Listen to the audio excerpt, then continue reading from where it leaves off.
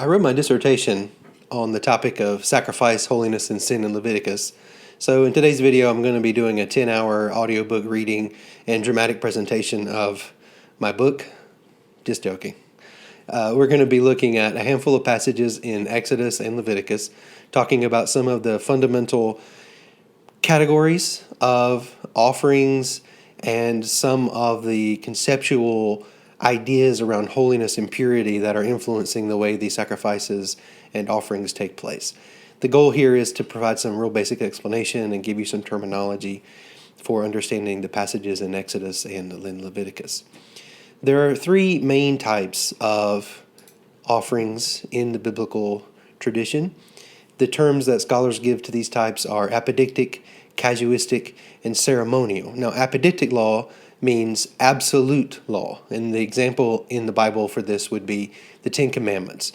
In apodictic law, it just, thou shalt not. There is no specific situation spelled out. It's just pronouncement. Casuistic law is case law, meaning if a certain thing takes place, then this will be the punishment for that particular situation. Case law is sort of like the system of precedents in our own Western legal system. So there is the Constitution or basic principles that say, here is how we want to live, here are our fundamental principles. But then, let's say, freedom of speech. But then particular situations come up, and it's not clear exactly how the principle applies to the particular situation. So you need to have judges in court cases that say, is this case an example of the freedom of speech or not? So the famous example is the judges have ruled that yelling fire in a crowded theater is not an example of freedom of speech. And so the apodictic law would be comparable to the First Amendment, and the case law, the casuistic law, would be comparable to the system of precedents that establish how that apodictic law applies in particular situations. Well, as time goes on, new situations arise, new nuances or wrinkles to the law have to be dealt with. So there's a law against theft, and then now we have electronic books and electronic music and movies. Is taking a electronic version of a movie and giving it to someone the same as stealing that movie? Is that theft? This was an issue that the court system had to deal with once we have now electronic distribution of things. The third type is ceremonial law. This refers to sacrifices, to various kinds of offerings, festivals, celebrations, things relating to the calendar, right? These are the things that we think of as quote-unquote religious.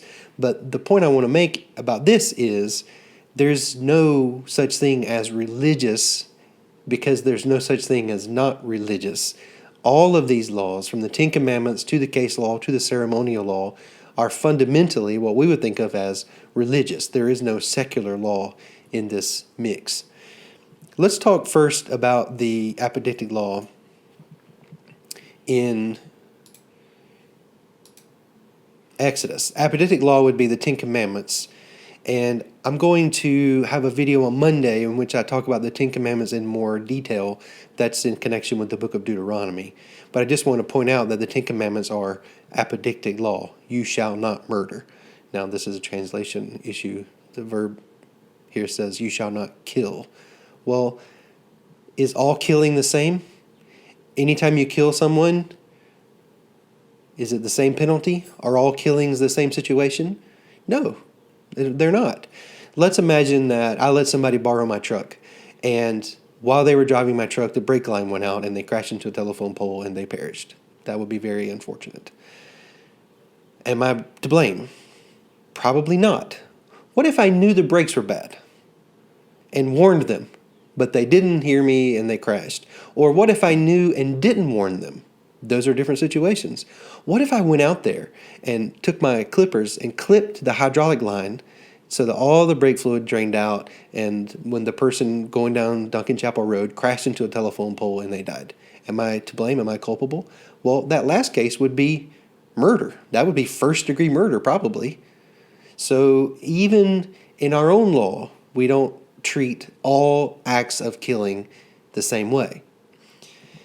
Once we turn to the case law here, starting in chapter 21 of Exodus, this is a section of the law called the Covenant Code, and is a very ancient collection of casuistic laws.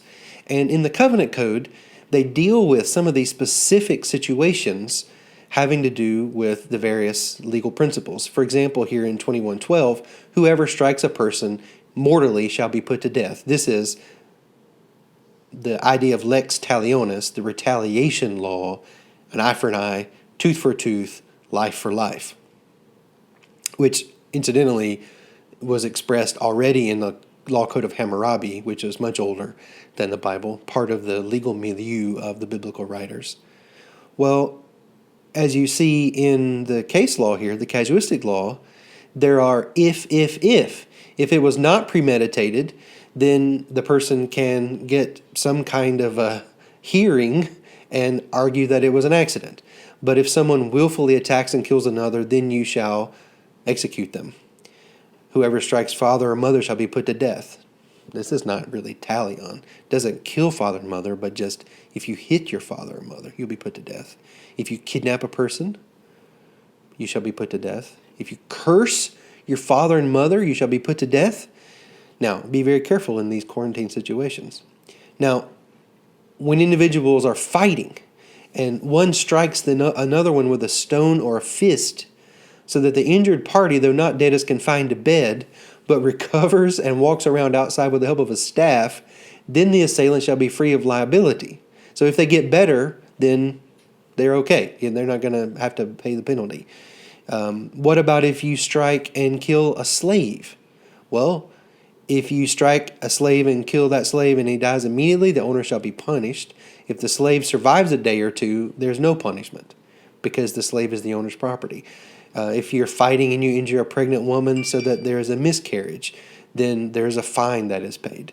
If any harm follows, you shall give life for life, eye for eye, tooth for tooth, hand for hand, foot for foot, burn for burn, wound for wound, stripe for stripe. So this is the law of retaliation.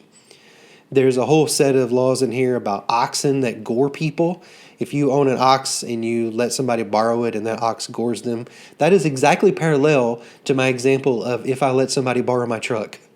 It's a thing I own. I'm responsible for it. It's dangerous. Sometimes people get killed by it, and we have to establish liability involving these dangerous machines or giant oxen being used as machines.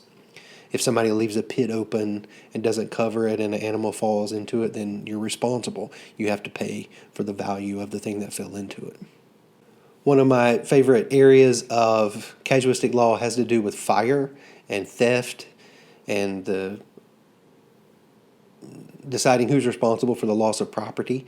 So if someone delivers to a neighbor anything for safekeeping and they are stolen from the neighbor's house, the thief will then pay double. If the thief is not caught, the owner of the house shall be brought before God to determine whether or not the owner had laid hands on the neighbor's goods. This is an example of where there is a missing divination step in the law. Sometimes they need to decide, is somebody guilty or not, and God is establishing the guilt of a person. That requires divination. That requires some ritual step where maybe it's the casting of lots, which is like rolling dice. Maybe it's some sort of animal extispacy. These are things we'll talk about when we deal with the sotah in Numbers 5, which is what do you do when a woman is suspected of adultery but there's no evidence. There's a law in the Law Code of Hammurabi that says if there's a fire and your neighbor comes to your house to help put out a fire, and while they're in there, they see something of yours that they covet and they steal it, then the penalty is that that person shall be cast into that very fire. So, I don't know. I love all these various scenarios that people come up with. And the fact is that every single law that's there is there because something like that happened, and they had to figure out how to handle it. So that has to do with apodictic and casuistic law. And the rest of today's discussion, we're going to be looking at ceremonial law, specifically sacrifices. Now, there are three basic types of sacrifice that are found in Leviticus 1 through 5, which was assigned for today's reading. Those three types are the burnt offering, the grain offering, and the offering of well-being.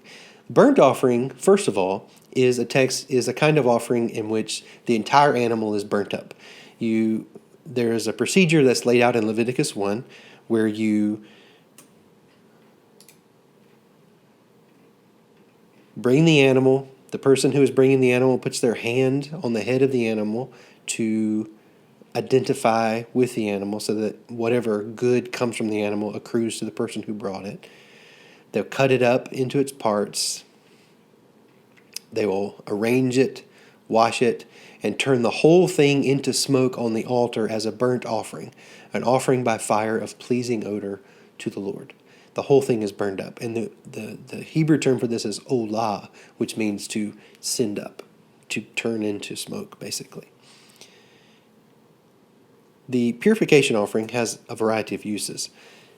The burnt offering.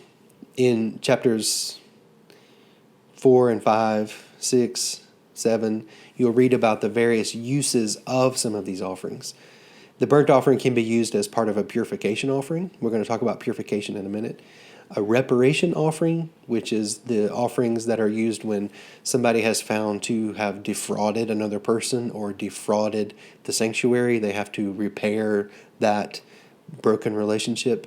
There's also a tamid, the daily offering, it's the first thing in the morning. And the fact is that God likes the smell of the offering. And so just like hopefully your folks, while you're at home, are making coffee in the morning or frying up some bacon or something, and when you wake up, you're like, it's a good smell to wake up to. That's the purpose of the tamid, of the daily offering. Now, in addition to the burnt offering, the next kind is the grain offering, also called the mincha. And the mincha, the grain offering, its purpose is to provide food for the priests. You bring the grain. It could be a variety of different things. And some token portion of it is burned, and the rest of it becomes food for the priests. If it's bread, you take a part of it. It could be processed flour, or it could be raw grain. And what kind of thing you bring depends on your means. What are you able to afford? The same thing is true of the burnt offering as well. If you're a rich person, you can bring an ox or goat. If you're a middle class person, you could bring maybe some birds. But if you're a really poor person, even for the purification offering, you can bring just a little bit of grain to take care of your sacrificial needs.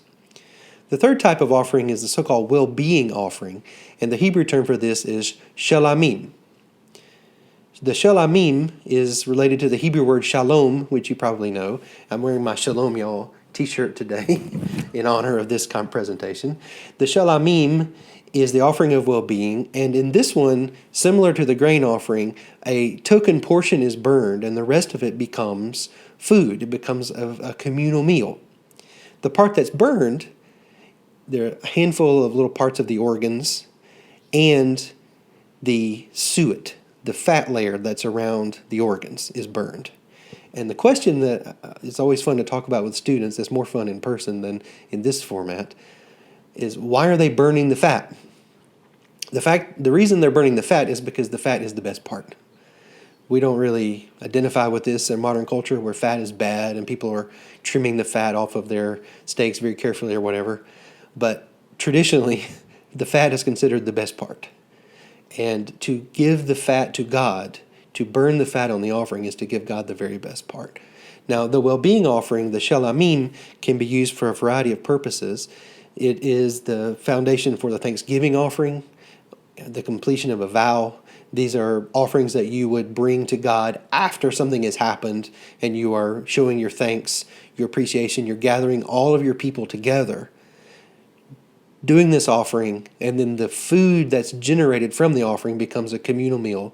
There are other kinds of communal celebrations. And the poor people who are in the region are able to come and partake of this meal, and it becomes a very important part of the social network, the social support system for poor people. So we have these three basic types of offering. I didn't type the Hebrew shalamim there, but that's what that is, shalamim. Where do these offerings take place? These offerings take place in the temple in Jerusalem. In a narrative way, in the text itself, in this fictional mythical narrative that we're reading, it is taking place in the, quote, tabernacle. This is the tent that Moses builds according to God's instructions. And here's an image of it that I've borrowed from the internet from Pastor Ralph Wilson that shows the diagram, the design of the tabernacle, which is also the diagram and design of the temple, which was built in Jerusalem. Now, if you entered here as the offerer, the first thing you would encounter is the giant altar. And then beside the altar was a bowl that contained water, because the offerings required lots of washings. It was a very messy process. Then you have the tent of meeting itself. Only the priests went into this area right here, into the holy place.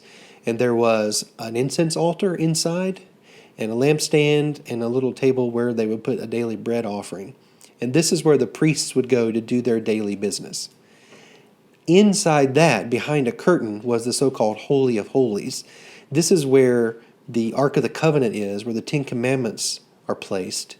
And the only person who goes into the Holy of Holies is the high priest once a year for a purification ritual associated with the Day of Atonement, Yom Kippur in Jewish tradition. So what I want you to imagine is the process of going from here to here to here to here is a process of getting closer and closer and closer to the holy. This is a system called gradated holiness. Imagine it like concentric circles. If the holy is right here in the center, this is God. The holiness of God radiates outward from God. And the closer you get to God, the closer you get to the holy, the more holiness you are encountering, and in fact, the greater danger that there is. The metaphor that I want you to keep in mind here is nuclear radiation. Imagine that the Holy of Holies is the reactor core for a nuclear reactor. And the people who work in that reactor core have to, as they get closer and closer and closer to the fuel rods, take more and more precautions. This out here would be the reception area where the visitors go. And then maybe this would be the control room. And this would be the containment facility of the giant concrete building. And then this would be the area around the reactor. And right in the center are the radioactive uranium rods that are casting out all of the radiation. So just like radiation, if you got too close to the holy, you were under threat. And if you were close to the holy and you left, you would take holy with you. It's sticky in the same way that radiation is sticky. So if you were working in the reactor and then you left to go home at the end of the day, there are rituals that you have to do to go from street clothes to work clothes to protective coverings. And then as you leave, you shed those coverings and then wash, put back on street clothes, and then enter back into the regular world. You're not taking that radiation stickiness back home to your family. That kind of intense gradated holiness and the stickiness of the holy that has to be managed through ritual is exactly what we find in the priestly conception of sacrifice in the world.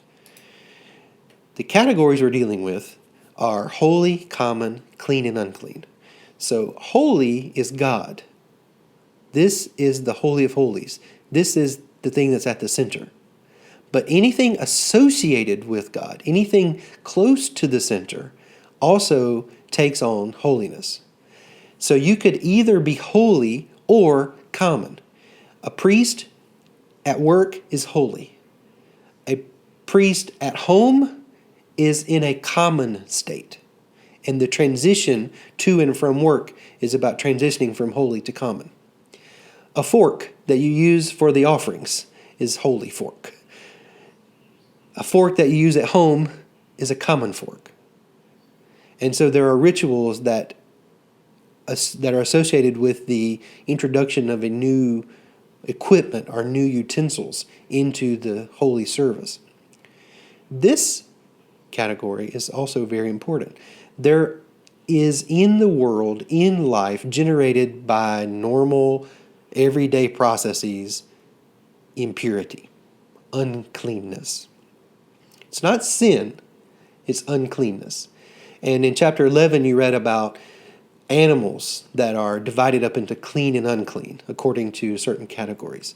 So if you come into contact with an unclean animal, or maybe a dead animal, or a dead human body, then you have gotten uncleanness on you. You have gotten impurity on you.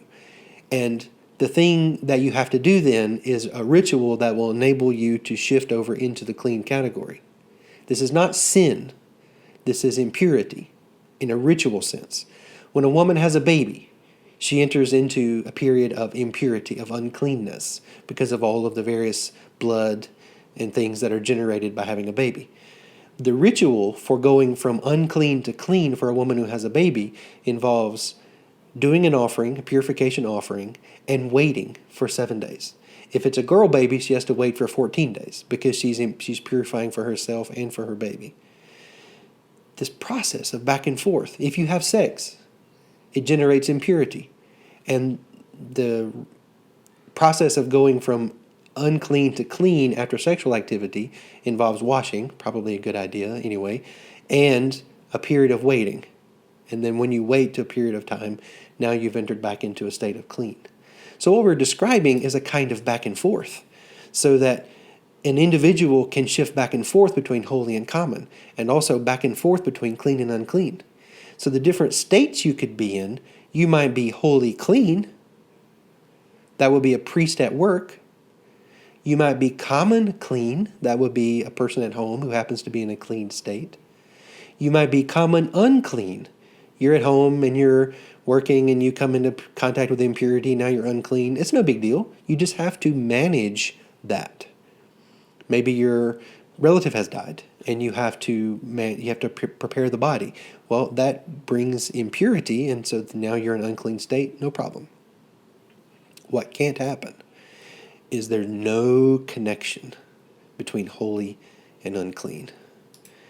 The impure, the uncleanness cannot invade the holy. So the threat that's in Leviticus is that if impurity invades the holy, then God will not be able to remain in the center of the community. There is physical threat to people who are bringing impurity. You see this in chapter 10. But in some ways, the greater threat is that God will be overwhelmed by this impurity, will be unable to dwell there because of the impurity, and will rise up and will leave, will abandon the people. And that is, as you remember, exactly what happens in Ezekiel chapters 9 and 10. When God is so offended by the impurity of the people, they're understood more narrowly maybe more broadly in a moral context. But God is offended by the impurities that are invading the holy sanctuary in Jerusalem, and rises up and leaves Jerusalem, leaves the temple, burns it down on his way out. That's the threat. So let's look at a couple of passages quickly before we go. In chapter 10, this is a famous story in which the priests are careless. The priests do something wrong, and the text doesn't actually say what they do wrong. It just said that they offered some sort of unauthorized incense. There was something wrong with their incense offering, and God was angry, and fire comes from the presence of the Lord and consumes them, and they died in the presence of the Lord. And Moses said to Aaron, this is not a very pastoral response. This is what the Lord meant when he said, through those who are near me, I will show myself holy, and before all the people I will be glorified. So that you see this physical threat here. If something that is not carefully done, not carefully managed, comes into the presence of God, there can be a violent response. That's a famous passage. That was the first article I wrote on Leviticus, was on chapter 10, and it's always been something I've been fascinated with. As we finish up this conversation, I want to talk about what happens in the second half of Leviticus briefly. Scholars argue that Leviticus 1 through 16 is part of a priestly text that operates in this very narrowly ritual way I've been describing for the last few minutes. But starting in chapter 17 through the end of the book, through 26 anyway, is a section that some scholars refer to as the Holiness Code. What happens in the second half of Leviticus is that the ritual notion of purity and impurity, these ritual notions of holy and common, get expanded, democratized. I would argue interpreted more metaphorically to refer to moral questions. So when God says in chapter 18, I am the Lord, you're going to keep these laws, I am the Lord, and let's look in chapter 19. This is what God says to the Israelites in chapter 19. You shall be holy, for I, the Lord your God, am holy. Well, in the priestly framework, it is not possible for everyone to be holy. Holy is a state reserved for specifically those people who are approaching the Holy of Holies, who are working in the holy precincts in the sanctuary. So for God to say, all of y'all are holy, that is an expansion of the idea of holy to a moral category. Holy here meaning set apart, special, associated with God. And the thing that we saw in that priestly notion of holy still applies, which is if you are holy, what do you have now? More strict requirements, regulations. You have to be careful that you do not break the procedures that would cause you to come under God's judgment while you're in a holy state. Instead of replying only to a ritual context of purification of impurity as not a moral but a ritual substance, to now thinking of impurity as a moral category, as something that people must be careful about all of the time in their lives because they are holy to God, that ramps up the pressure here. And I think in this tension between these two parts of the book, this reflects a larger tension in the Hebrew Bible as a whole about what is the purpose of sacrifice. Is it a narrowly ritual activity that deals with ritual matters of cleanness and impurity? Or is it a moral thing having to do with our relationship with God, and we have to do these because we stay in God's good standing, and we are required to live a certain way? In Micah, in the prophets, when God says, what kind of sacrifice do I want? I want you to obey me.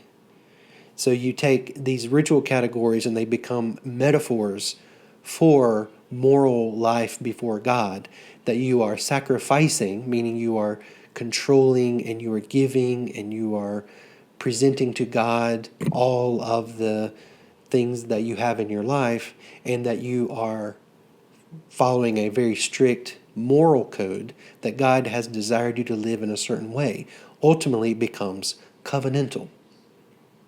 We'll be talking about covenant more on Monday when we talk about the book of Deuteronomy, which also talks about sacrifice and these things in relatively moral categories as opposed to narrowly ritual categories. But I don't want you to lose track of the ritual foundation for these ideas.